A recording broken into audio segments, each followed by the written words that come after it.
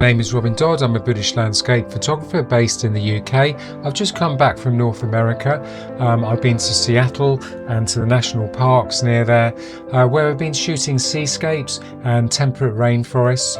I'm going to show you how I created those compositions and how I did the editing. We're also going to talk about white balance and colour grading and how you can really make your images pop.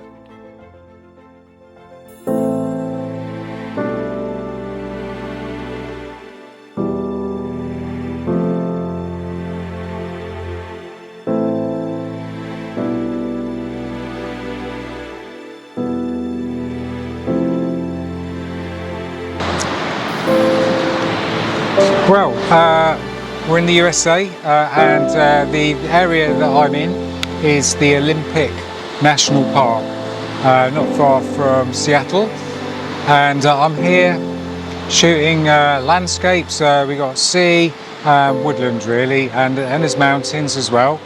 So we'll pop off and have a chat with a friend of mine who I'm here with, see what he's doing. It's getting towards the end of the evening. It's 21:10, so 10 past 9 in the evening, and we're going to have to walk back in the dark.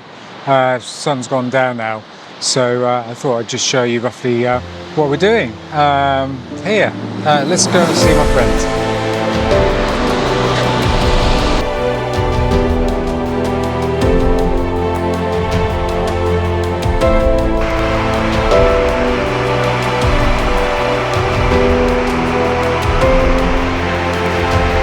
With my friend Dave Roth.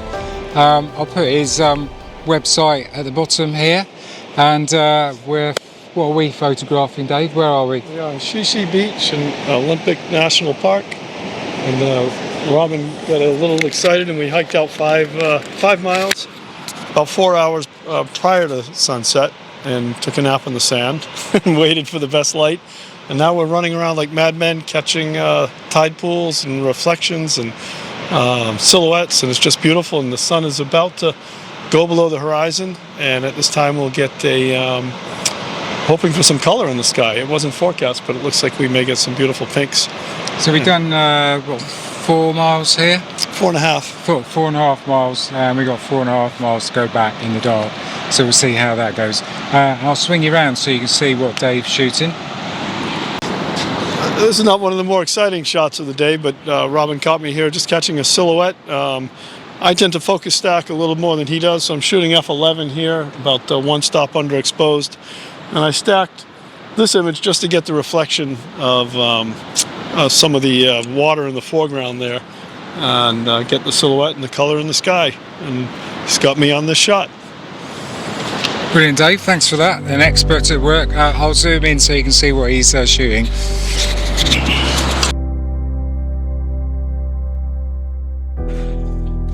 So it was at this point that I was a bit naughty and I told Dave that there was some amazing tide pools around the corner with massive starfish, so I could nick his spot and steal his shot.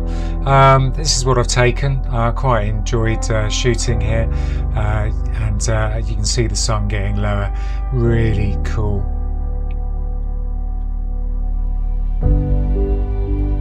I wasn't completely dishonest, there were some pretty cool starfish around the corner.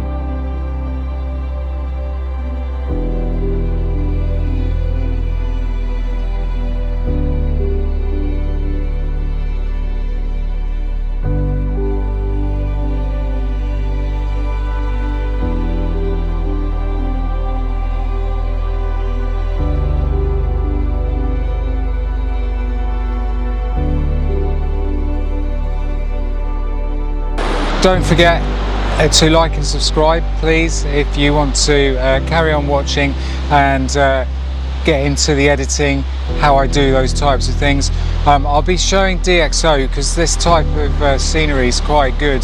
So DxO is a kind of finishing software plug-in for Lightroom and Photoshop.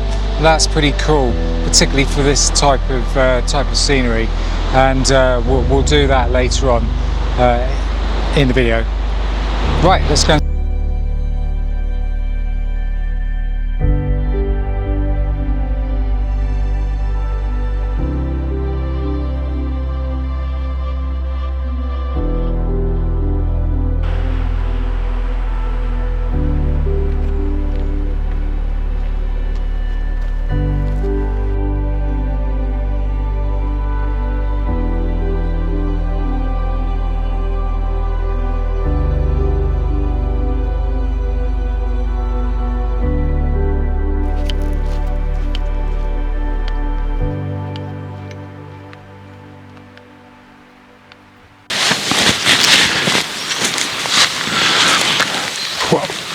One of the more interesting things I've noticed when teaching woodland photography to people, which is a hard genre, there's a lot of good photographers out there who avoid it.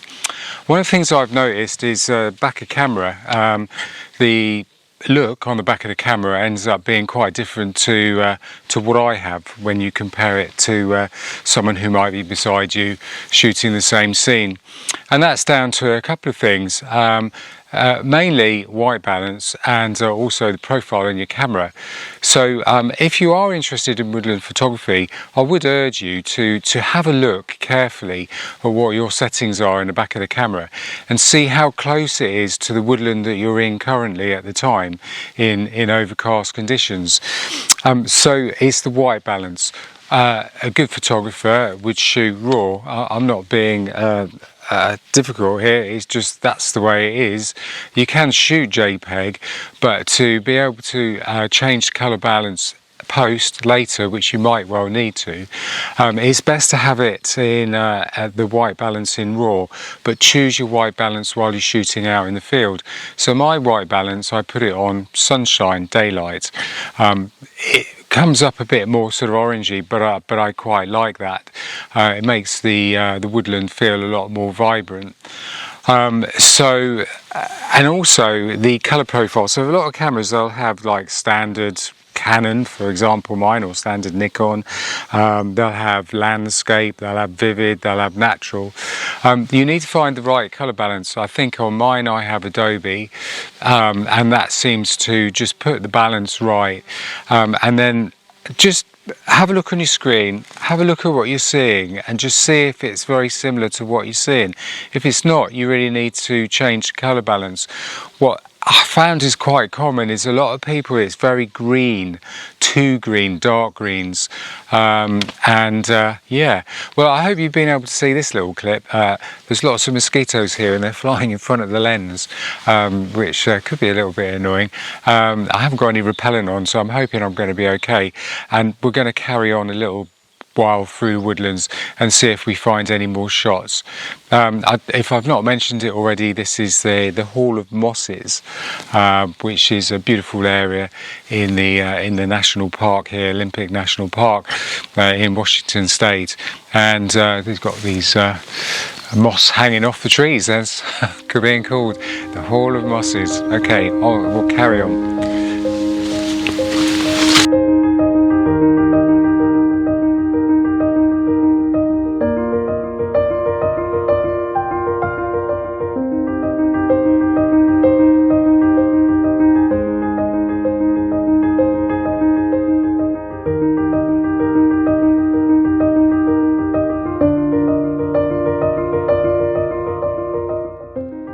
Before we hop over into the woodland, just point out I've got my ebook. If you're interested, show you how to do compositions within woodlands.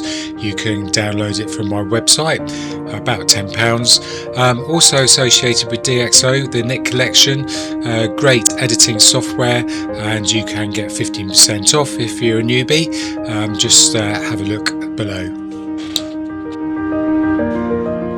Okay, we're back from the USA and we're in the office and we're just about to do the editing. I'm going to discuss colour balance and how I would go about colour grading. So we've got two images. One is the seascape one and the second one is the woodland one. And the seascape one, it's got that orangey feel to it, yellowy feel, and the woodland obviously has got that green yellowy feel to it. Two opposite ends of the colour wheel, so to speak. Right, so let's have a look at the seascape one. So in Lightroom, I'll just make myself a bit smaller here.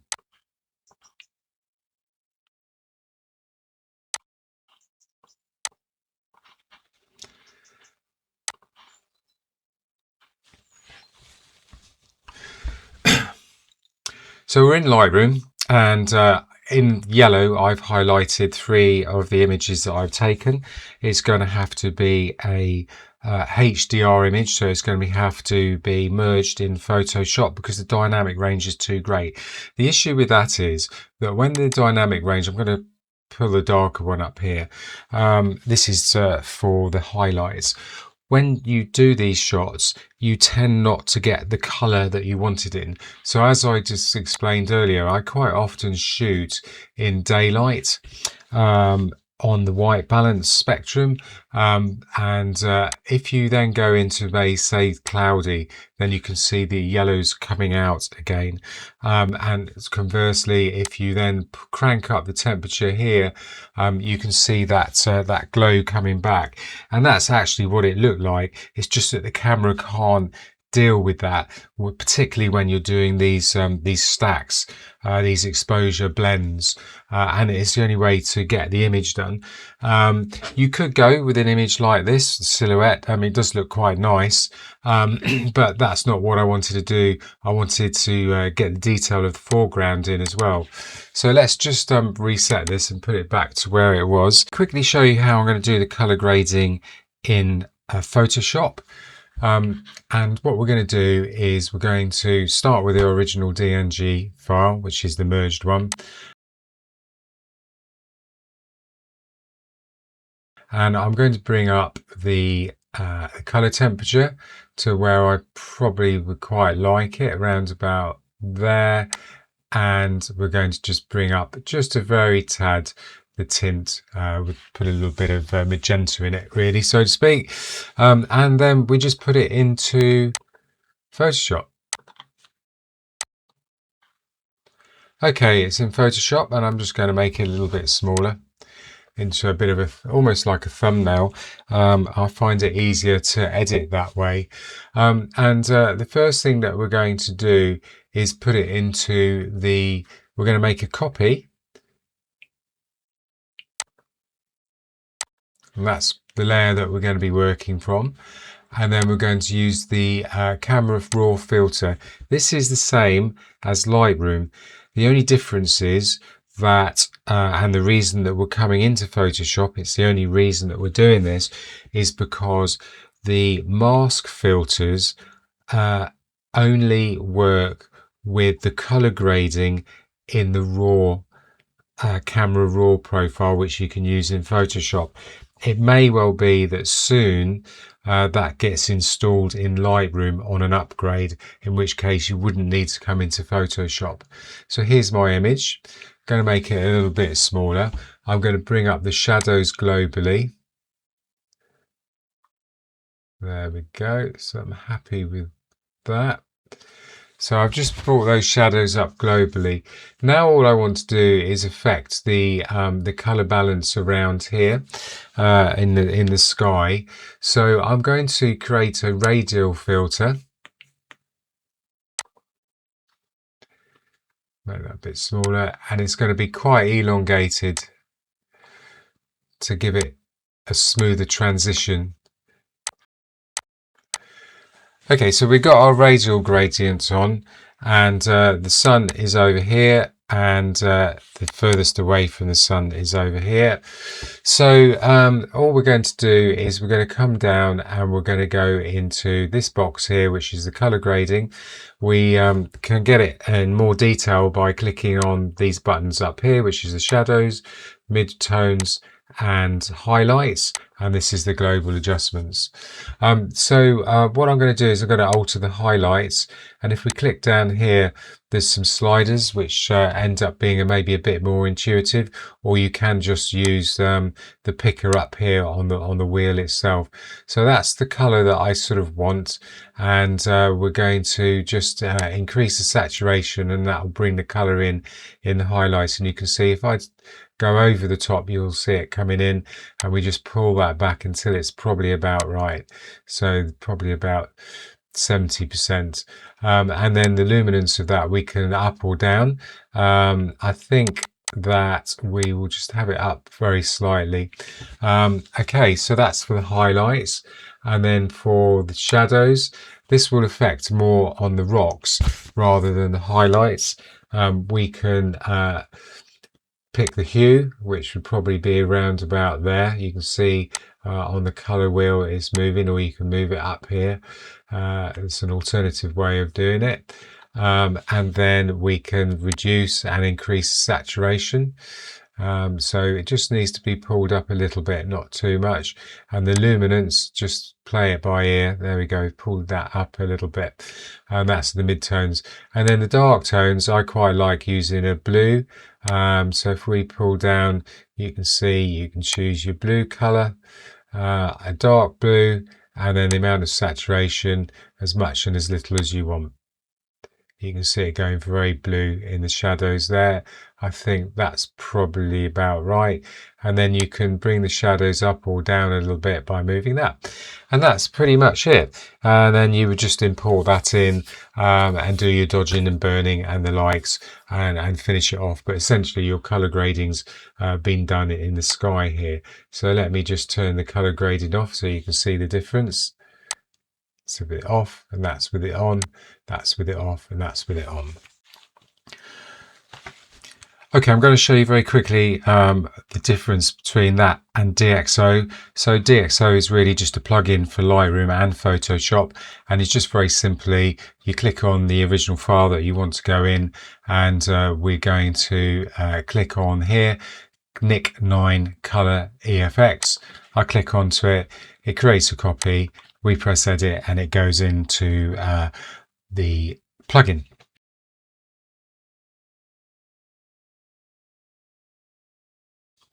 Okay, so it's opened up in the plugin, and DxO is very similar in relation to the color grading, as you will shortly see. The only difference is the masking tools, I think, are sometimes a little bit better than Lightroom, and you'll see why in a second. So on the left hand side, I've got my favorites, and these are all the plugins. I just star them and keep them as favorites, the one I use all the time. So we come down to color grading and we press the plus button, and it will load it up on the right hand side here. What we do is we'll do a reset on it, and I think it basically decides what you might want, but you just need to do a reset on it. So here we go, we're reset and we're ready to go. Now up here on the top, we've got the different global mid-tones, highlights, and all that type of stuff. And so you can see it's almost identical. The only difference is how you add the mask in here. So let's select the highlights. We've got the similar sort of intuitive sliders down here, but if you scroll down and add local adjustments, click these buttons, and there's lots of different ones that you can choose. I love this, which is the control point. Click on the control point, click in the area that you want, and we're just going to make that similar kind of mask. I'll just make the image smaller so that we can pull that out a little bit. There we go. Okay, so that's how I want it. Oops. And then if we come down to the bottom here, you'll see on the bottom left hand side you've got these buttons, and you can see what the mask looks like. So there you can see what the mask looks like. We can change that mask slightly by changing the chrominance and the luminosity, and that's why I love this, because it just produces these beautiful gradations, and there's some kind of algorithm that works for this. It's not AI. And then really at the end of the day, we take the mask off so we can see it in real time, and then we can just change our our tones and our color grading as we so wish, and just pull it up and down, and the luminance, etc, etc. I'm not going to do the full edit on it here. You've seen it in Lightroom. Okay, so that's how the DxO version of this works. Okay, so we've done those seascapes. It's the sort of orangey yellow type colors and the color grading for that. And then earlier I discussed color profiles, essentially white balance within the woodland, and how that helps us when we come into editing. So we're now in the editing process. I'm not going to go into white balance anymore in relation to that. This is the image here, that's the final output, and I'm going to show you how I come about to get my image once edited. And the editing is actually relatively mild by comparison to what you could do. So I do it in a more painterly style. So what I'm going to do is I'm going to show you my library and how we pick these images.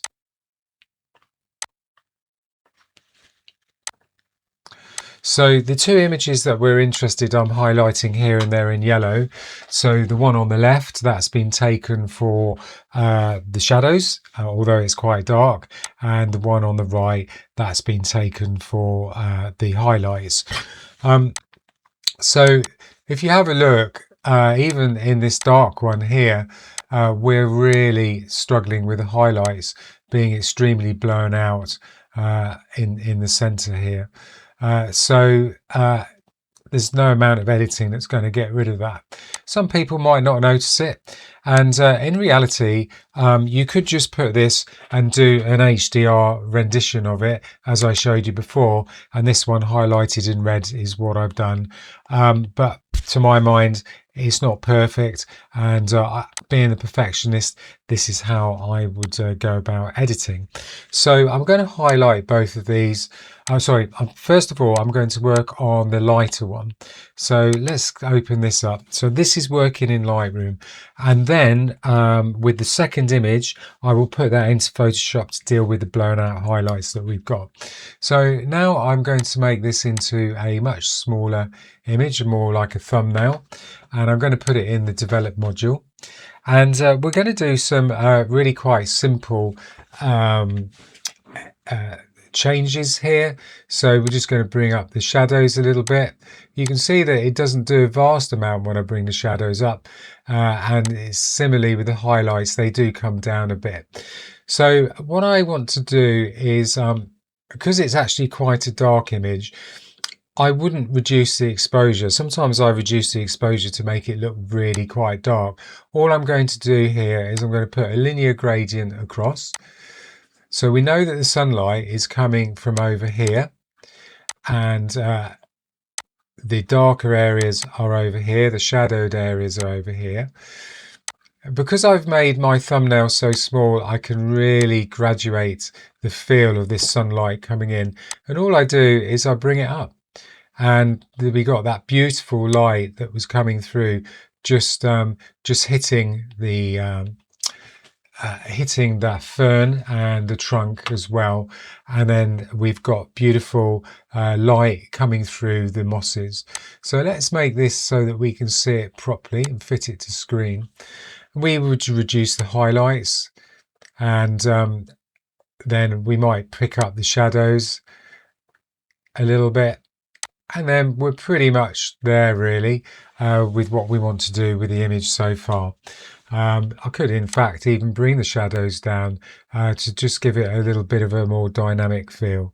The main thing is we've got our little ferns here. You can also just move this around to vary how the light falls within the image, so a bit more on the fern there. So I'm happy with that now at the moment. You could change the color temperature, but I would do that afterwards once all the images have been sort of merged together.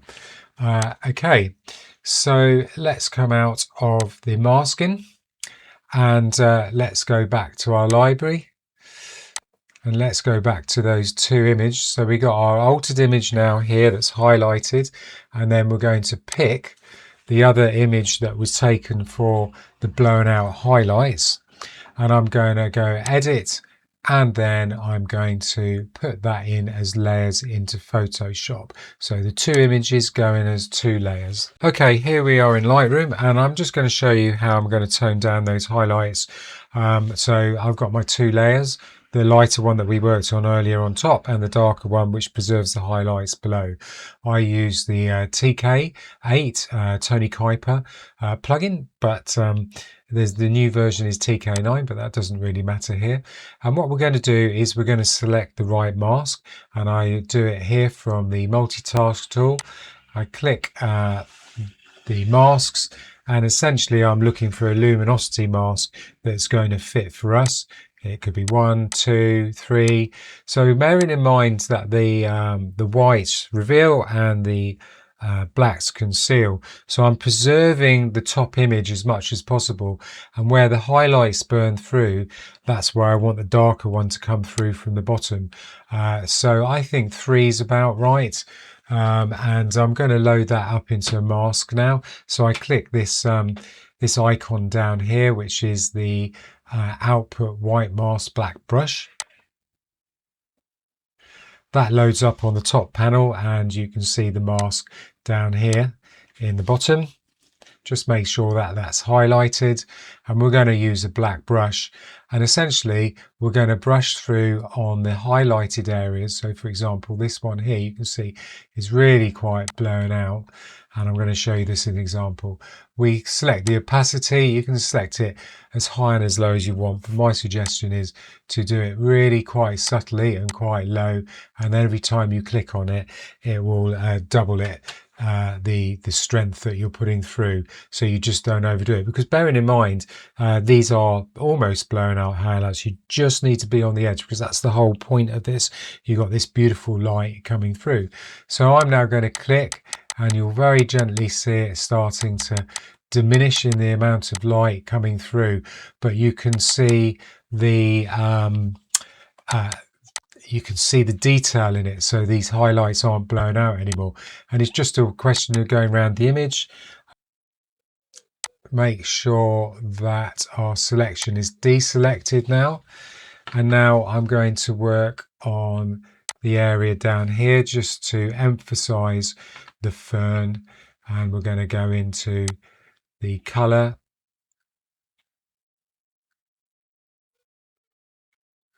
EFX plugin. There's a number of ways you can get into it. I'm just doing it like this now.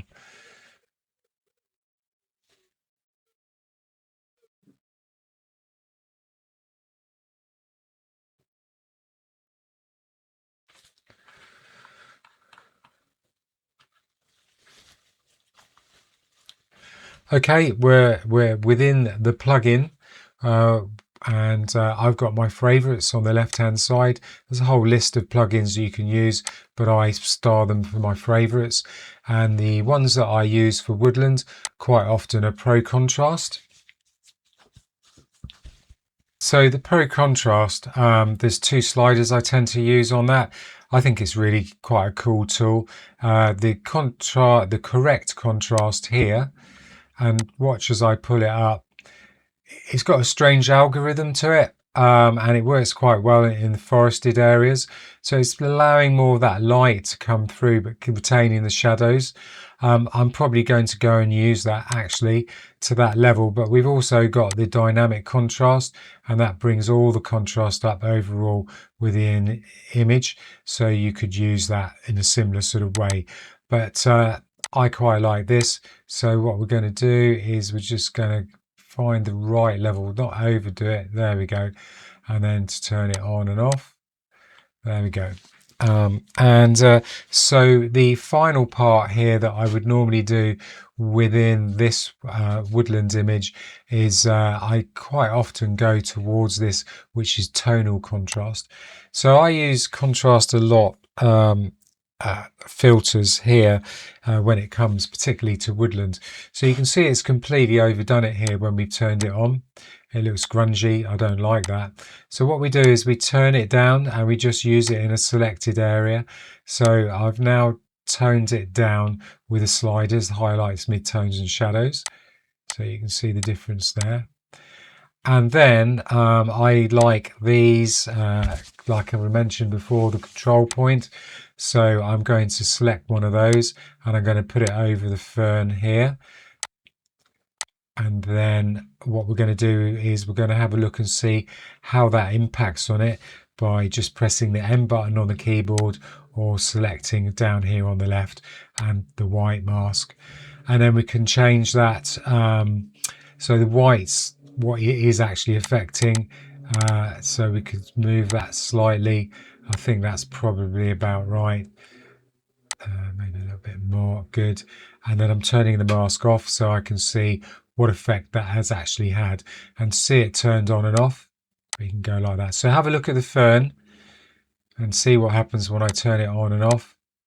Just gives it that extra added little bit of punch, which I think makes all the difference and draws the viewer's eye to it. Good. So we're done and we apply. And so essentially that then puts it into Lightroom again. So it's opened up in Lightroom, and it's opened up as its own layer, Nic 9 color EFX layer. If we turn it off, you can see the difference it's made. I personally think that's quite a profound difference, and it makes all the difference when you want to print and display an image like this with all the maximum amount of detail. So that's off and that's on, and we can vary the amount that is affected by just turning the slider down on and off like that. I'm going to keep it 100% because I like that. Now what I'm going to do is I'm going to create another layer, and we're going to do the autumn effect very quickly.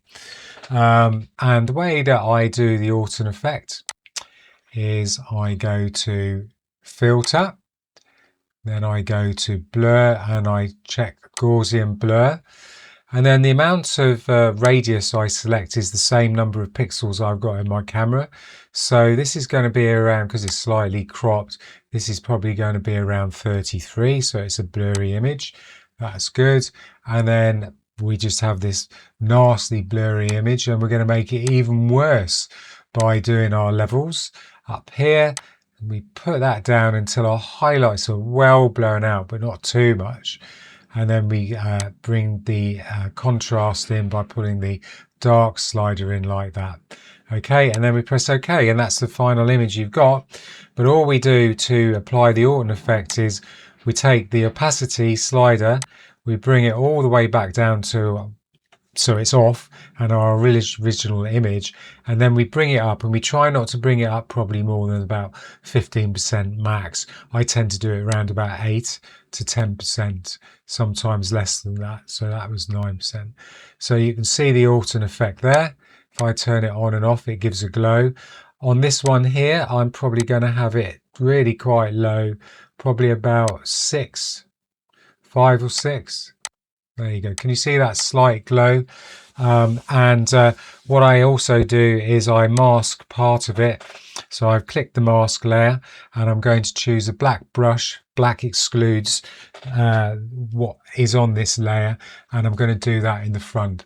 So I'm going to change the opacity of the brush to probably around about 60, and the flow to about 60, and then I'm just going to brush over a number of times to get rid of the autumn effect subtly in the front, and then that's it. I might get a bit in the tree there. Okay, so and that really is the autumn effect and the final image, and it's just a question of layer, flatten image, and then saving it. Done.